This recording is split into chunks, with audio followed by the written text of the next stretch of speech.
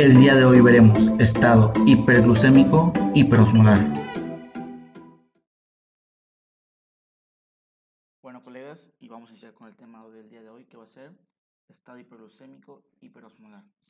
Vamos a tener que esta va a ser la complicación aguda más común de la diabetes mellitus no controlada, principalmente la diabetes mellitus tipo 2, en donde vamos a encontrar un estado mental alterado del paciente causado por esta hiperosmolaridad, una deshidratación profunda e hiperglucemia severa.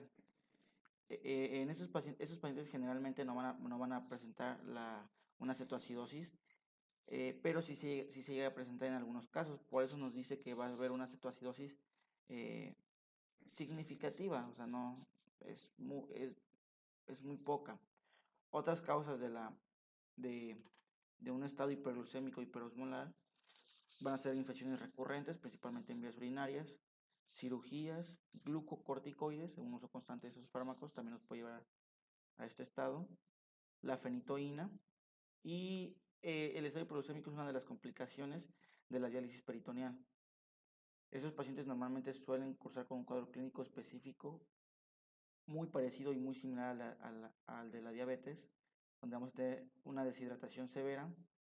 Puede ser severa o puede ser regular, no necesariamente tiene que ser una deshidratación severa. El paciente va a cursar con una hiperglucemia, una hiperosmolaridad plasmática y puede haber mínima o una nula presencia de cetosis. Bueno, si bien la frecuencia del estado hiperglucémico hiperosmolar es menor al de la cetoacidosis diabética, que es su contraparte para la diabetes mellitus tipo 1, la tasa de mortalidad es 10 veces mayor y casi acercándose a un 20% eh, de una tasa de mortalidad, tiene una tasa de mortalidad elevada esos pacientes. El promedio de edad de los pacientes oscila entre los 55 y los 70 años, aunque en muchos casos esta llega a ser una complicación debut. ¿Qué quiere decir esto? Muchos pacientes no saben que cursan con la enfermedad de diabetes mellitus tipo 2 y al no tener idea de que padecen esta enfermedad, se descompensan. Entonces, puede que antes de saber que tenga diabetes mellitus tipo 2, le cursen con un episodio de estado hiperglucémico, hiperosmolar, y así se den cuenta que son diabéticos. Así que esto, o sea, es más común en esos por la falta de apego al tratamiento, pero también se puede presentar en edad como un malestar debut. Bueno, se va a estimar que la incidencia de complicaciones de este problema va a ser de una por cada 1,000 personas al año. Regularmente son es poco frecuente en países como Estados Unidos, eh, en Europa, pero aquí en Latinoamérica y todo lo que es América, sí se llega a presentar muy común porque el desapego al tratamiento, una mala alimentación, todo eso nos puede provocar, todo eso, incluso el desconocimiento de la propia enfermedad. ¿Ok? Comencemos. Bueno, ¿qué es lo que pasa en estos pacientes? Los pacientes van a tener una disminución de la insulina o un bloqueo de su acción. Ya en otro tema hablaremos sobre la resistencia a la insulina, próximamente lo estaré subiendo al canal. Pero, ¿qué es lo que pasa? El paciente tiene insulina, tiene, no se puede que su receptor no se encuentre en la mejor condición o puede que de plano se apoca la insulina, pero tiene lo suficiente para mantener sus funciones sin que ésta llegue a ocupar la cetosis como método de energía. Al no haber insulina o su disminución, va a haber una hiperglucemia porque los niveles de glucosa van a estar elevados. Va a haber una hiperosmolaridad y, como ya mencioné, no va a haber cetosis. Vamos a ver que el paciente va a tener una poliuria, polidipsia, hipotensión, somnolencia, incluso puede llegar a un estado de coma. Y de aquí viene su nombre. La complicación más severa sería coma hiperglucémico no cetónico. ¿Sí? Claro, ya que el paciente se encuentra en coma. Puede que se encuentre semicomatoso o solamente estuporoso sin llegar al coma, pero en el peor de los casos puede llegar a esto. Ahora empecemos con la fisiopatología. Aquí viene lo interesante, lo bonito de todo esto. Vamos a tener que, como ya mencioné antes, vamos a tener un déficit y un bloqueo de la acción de la insulina. ¿Ok? ¿Qué es lo que le pasa? La célula funciona con glucosa. La insulina no va a permitir que este proceso se dé. Por lo tanto, va a ocasionar que va a provocar que la célula no sea capaz de incorporar esta glucosa circulante dentro del espacio intracelular. Por lo tanto, esta glucosa va a quedar circulante en sangre, ¿sí? Ahora, este proceso también nos va a llevar a lo que va a ser una activación de la gluconeogénesis a partir de aminoácidos y en consecuencia nos va a dar un aumento de la glucemia que generalmente es mayor a 600 miligramos sobre decilitros. Otras bibliografías manejan que 500, pero para fines prácticos vamos a manejar 600 o 550, que sea el punto medio entre las bibliografías. Vamos a tener un aumento de la osmolaridad plasmática, va a estar elevada, vamos a tener 320 miliosmoles, y es que esto va a ser los puntos clave para saber que nuestro paciente tiene un estado hiperglucémico, hiperosmolar. Esos parámetros son de mayor importancia. ¿Qué pasa?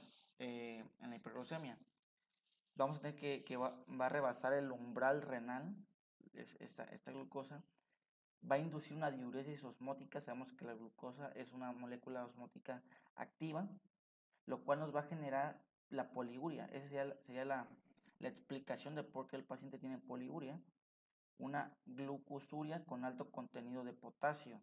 ¿Por qué? Porque al hacer una molécula osmótica activa, va a atraer a los demás electrolitos que se encuentren a nivel de la nefrona reabsorbiéndose.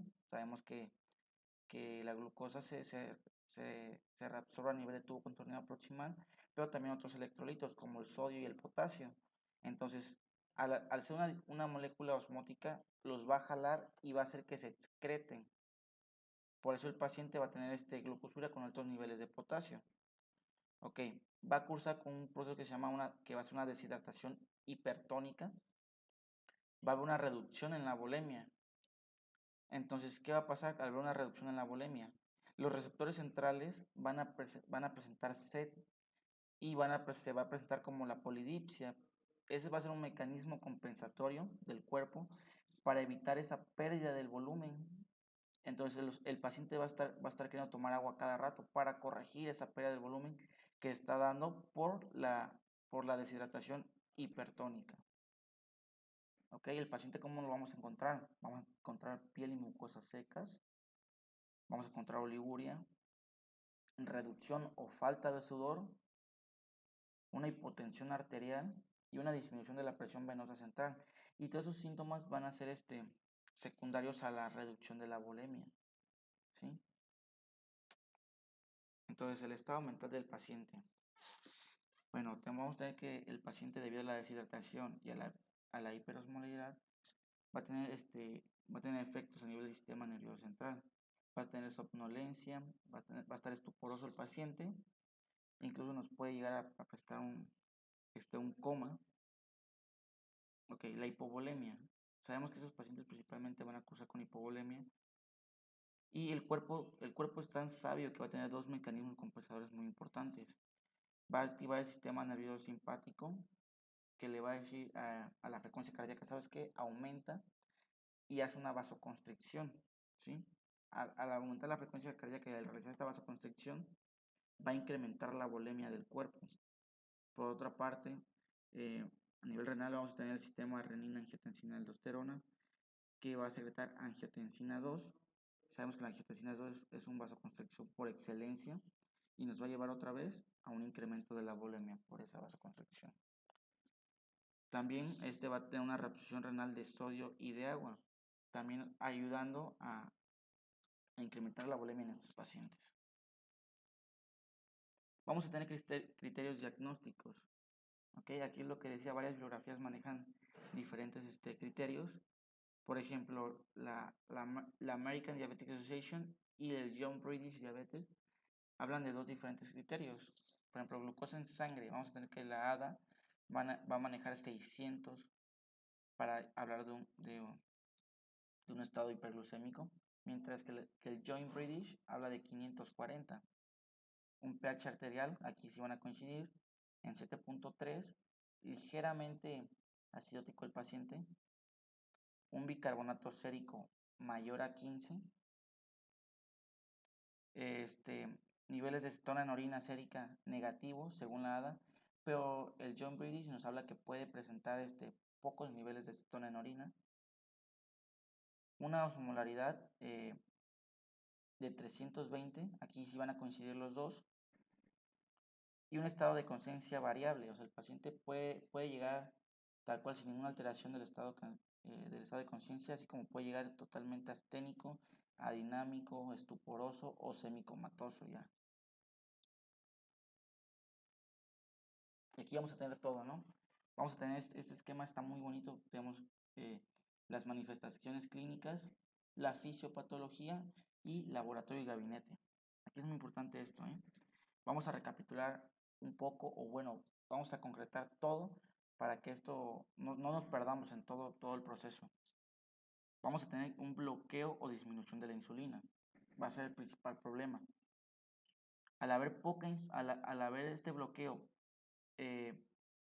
pues sí, no va a estar haciendo su función adecuada, pero ¿qué creen? Va a haber poca insulina. El cuerpo se va a quedar con poco, por lo tanto no va a necesitar el proceso de cetosis para obtener energía. Por lo tanto, en laboratorio vamos a encontrar esta ausencia de cetosis, cosa que en la diabetes mellitus tipo 1 y en la cetocidosis diabética sí pasa, si usa cetosis y esta insulina tal cual no está produciéndose. Y si vamos a encontrar cetonas en orina, ¿ok? Vamos a tener una incapacidad celular de incorporar la glucosa. Sabemos que la célula funciona a base de glucosa y de energía, por lo tanto, si la célula no tiene esta glucosa, no va a tener energía. ¿Qué nos va a decir? Que el paciente va a estar asténico o va a causar con hipodinamia. Va a haber una liberación de aminoácidos, lo cual va a producir un aumento en la gluconeogénesis, ¿sí? Este aumento en la gluconeogénesis nos va a llevar a un aumento de la glucemia. Por lo tanto, el paciente en los estudios de laboratorio va a tener altos niveles de glucemia. ¿Okay? El aumento de la glucemia nos va a llevar a alteraciones electrolíticas en el sistema nervioso central. Y ahí es donde vamos a encontrar al paciente clínicamente con confusión, somnolencia y coma, en el peor de los casos. Este proceso también nos va a dar un aumento en la osmolaridad sérica. Por eso vamos a encontrar que en los laboratorios vamos a tener una osmolaridad sérica superior a 320 miliosmoles.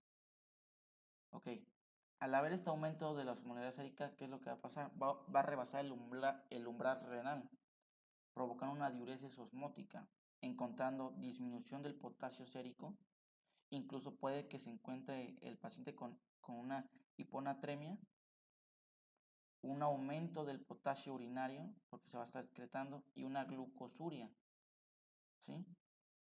Esta deshidratación hipertónica, debido a la diuresis osmótica, nos va a llevar a otras manifestaciones clínicas, como va a ser la polidipsia para tratar de corregir este problema, la piel seca, disminución de la tensión arterial y disminución de la presión venosa central por la hipovolemia que está causando este paciente.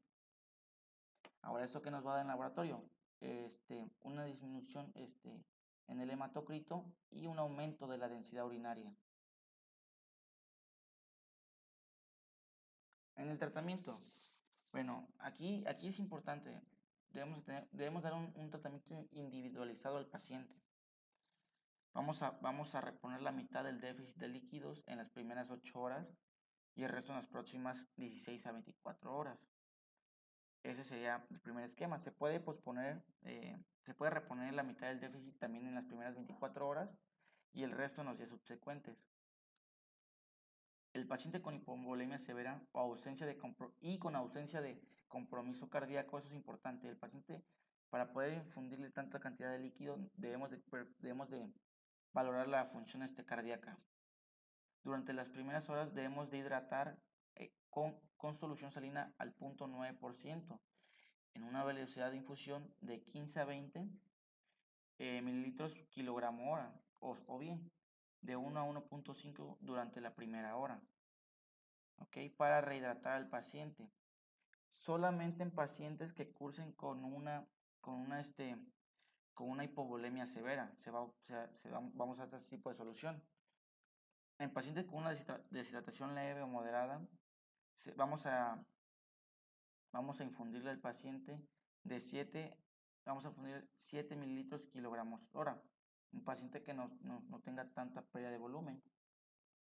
¿Ok? ¿Cómo decidir qué solución vamos a utilizar? Si al 0.45 o al 0.9%. Ok, para eso vamos a utilizar una fórmula que va a ser, vamos a hablar del sodio, pero no el sodio de laboratorio, el sodio corregido. Vamos a tener, si tenemos un sodio corregido menor a 145 mil equivalentes, tras la primera hora continuamos con la solución salina al 9%. A una velocidad de infusión vamos a utilizar un margen de entre 4 y 14 mililitros kilogramo hora. Pero si tenemos si el sodio corregido es mayor a 145 mil equivalentes, vamos a cambiar la solución salina al 0.45 a una velocidad, aquí es igual, a una velocidad de 4 a 14 mililitros kilogramo hora. Entonces, esto va a depender directamente de la cantidad de sodio que tengamos en el paciente. Vamos a sacar la fórmula una vez que hayamos pasado el primer bolo de solución y vamos a revalorar al paciente a la hora. Ok, una vez que tengamos el sodio menor a 145, continuamos con solución fisiológica al 0.9%. Y si el paciente tiene mayor a 145, vamos a iniciar con solución fisiológica, vamos a sustituir por solución fisiológica al 0.45%. La velocidad de infusión es la misma, de 4 a 14, dependiendo del estado del paciente. Ahora es importante esto, el potasio. Antes de iniciar un tratamiento con insulinas, debemos de corregir el potasio. Vamos a tener que, normalmente cuando llega un paciente al hospital, vamos a tener que, frecuentemente los rangos de potasio van a estar normales o incluso podemos encontrar al paciente con hipercalemia. ¿Y eso por qué pasa? ¿Por qué creen que pasa? Eso se debe a una acidosis metabólica y al déficit de insulina provocan un reajuste del potasio intracelular. Este va a ayudar a corregir la hipertonicidad y la acidosis y la insulinopenia. Entonces va a salir en defensa de los bajos niveles de insulina. La terapia de insulina va a promover que el movimiento del potasio hacia el compartimiento intracelular. Entonces, ¿qué es lo que va a pasar? Si el paciente tiene un potasio menor a 3.3 mil equivalentes, vamos a tener un paciente con hipocalemia y si nosotros infundimos terapia con insulina, nos va a dar un riesgo elevado de arritmias cardíacas en el paciente, incluso nos puede llegar hasta infartar. El manejo del potasio. Vamos a primero a evaluar la función renal. Vamos a tener que, si el paciente tiene un gasto urinario de 50 mililitros hora, vamos a evaluar si requiere reposición de potasio. Si no requiere, es porque tiene valores elevados arriba de 5.2 mil equivalentes. No se debe de administrar potasio, pero lo debemos de estar evaluando cada 2 horas. Entonces, si el paciente sí va a requerir esta reposición de potasio, va a tener un potasio menor a 3.3, vamos a suspender la insulina y vamos a administrar de 20 a 30 mil equivalentes hora hasta obtener una cifra mayor a 3.3. ¿Okay? Vamos a tener un margen, vamos a administrar de 20 a 30 mil equivalentes por cada litro de solución para mantener un potasio entre 4 y 5. Esta va a ser nuestra ventana. Una vez que lleguemos a esta cantidad, ahora sí con toda seguridad y confianza vamos a proceder a iniciar el tratamiento con insulinas. Se va a recomendar, se recomienda una solución glucosada o mixta cuando la glucosa se encuentra en niveles de 250 miligramos sobre decilitro. Vamos a administrar en infusión de insulina a una dosis de 0.14 unidades por kilogramo hora para disminuir los niveles de glucosa a una velocidad de 50 a 70 miligramos de litro hora, o el 10% del valor inicial. O sea, nosotros, en cuanto nos llegue el paciente, vamos a dar una infusión en bolo de 0.14 unidades de insulina rápida por kilogramo hora.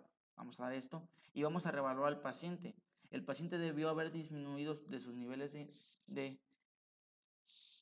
glucosa de 50 a 75 miligramos, o un 10% del valor inicial, que si tenemos un paciente con 600 de glucosa inicial, para saber que vamos bien en el tratamiento, vamos a la hora debió disminuir un 10%, que sería que 60 miligramos. Entonces eso nos va a permitir saber que nosotros estamos dando un tratamiento adecuado. Si no se logra, vamos a administrar 0.14 unidades kilogramo en bolo, o incrementar la dosis cada hora hasta que alcance el valor del objetivo. O sea, si a la hora no tenemos esta reducción, vamos a duplicar o vamos a poner en bolo 0.14 unidades de insulina por kilogramo, ¿vale? Y así vamos a seguir monitorizando al paciente hasta que el paciente ya salga adecuadamente de su tratamiento. Bueno, la bibliografía es del Harrison, Principios de Medicina Interna. Utilicé un artículo muy bueno, lo voy a compartir en el video. Voy a dejarles el link para que vayan directamente a leerlo si tienen alguna duda. Y también de la guía de práctica clínica. Es importante esto, saber que nosotros como médicos mexicanos o como personal del área de salud mexicanos debemos apegarnos a las normas mexicanas y a las guías de práctica clínica. Entonces, ese es un proyecto nuevo que estoy iniciando, este es mi primer video, espero que les haya gustado. Voy a tratar de estar subiendo videos continuamente. Me gustaría que en la caja de comentarios me dejaran mensajes como diciéndome en qué temas les interesaría que yo hablara. Posteriormente voy a iniciar con temas de anatomía y fisiología, de bioquímica, temas iniciales para los estudiantes de primer año. Sabemos que los temas nos causaron, incluso a mí me causaron muchos problemas de inicio. A todos nos ha pasado eso. Pero vamos a tratar de aprender juntos. Ustedes me van a enseñar a mí y yo les voy a enseñar a ustedes. Esto va a ser recíproco. Voy a dejar mis redes sociales también para ver si me pueden seguir en Instagram, en Facebook, compartir para que esto crezca y el conocimiento perdure. ¿Ok? Muchas gracias por su atención. Y las diapositivas van a estar, se las voy a compartir. Déjenme un like en Instagram al nombre de Galenos Atípicos y yo con gusto les voy a compartir las diapositivas para que las usen, claro, las lean, las compartan. Y en la página de Facebook estaré subiendo unas infografías con puntos claves de este síndrome para que lo estén repasando a cualquier hora del día. Bueno, me despido, un placer estar con ustedes.